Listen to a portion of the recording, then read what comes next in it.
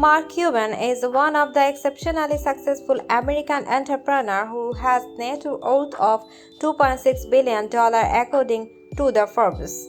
Popularly known as a Shark Tank, he lives a life that the most people envy.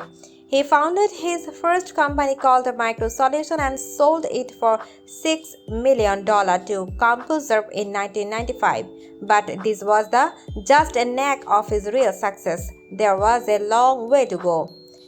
The very same year, Coban started a new company, AudioNet, which eventually turned into Broadcast.com. The main idea was based on the webcasting to put live sporting events online for anyone to listen to. By 1999, Coban grew the company to the team of over 300 employees and made $100 million in annual revenue during the dot-com boom. He ended up becoming a billionaire when Yahoo picked Broadcast.com for $5.9 billion just before the dot-com crash. Whether you called it a plain luck of his prediction, but he owned the poker game of his life. Here is the complete success story of Mark Coban.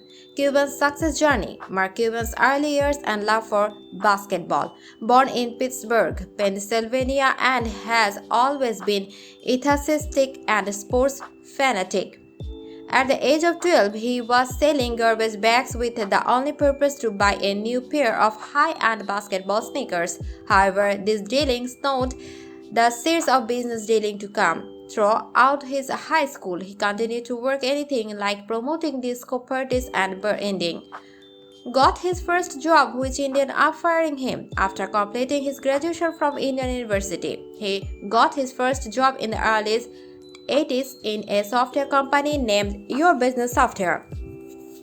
During his time in a company, pieces are growing swiftly and he made handsome relationships with multiple software clients. He began meeting and client on the side to seek the business opportunity to grow his own business. Seeing this company fired him, but his clients came it with him.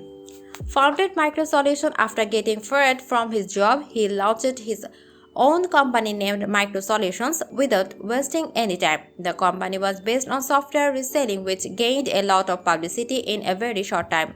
Sold MicroSolutions to CompuServe and became billionaire. Few years later, in 1990, Coban sold MicroSolution to CompuServe for $6 million. After clearing all the taxes, Coban ended up with $2 million in his pocket.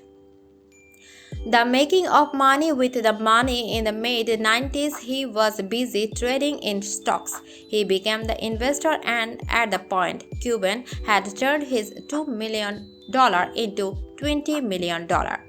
Here comes the Broadcast.com. His passion for sports curved into a huge profitable business. In 1998, along with this colleague friend, Coban started another company named AudioNet.com. Both are huge fans of basketball. Their business was online portal merging basketball and webcasting. Later on, he changed the company's name to Broadcast.com.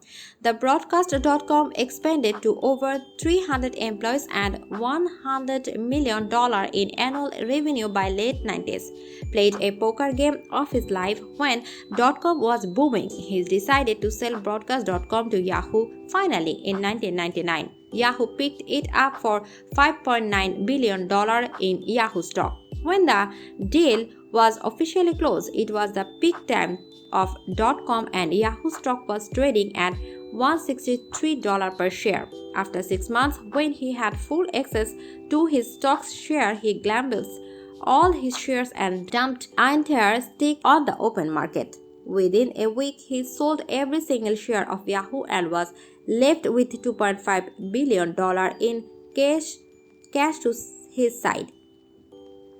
And the most interesting part is the share that he sold for nearly $160 crashes within the next 18 months to $8.11 per share.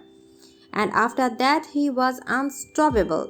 Today, he owns a basketball team, Dallas Mavericks, Landmark Theaters, film distribution company, Magnolia Pictures, 24,000 square foot mansion in Dallas, and a private jet worth $40 million.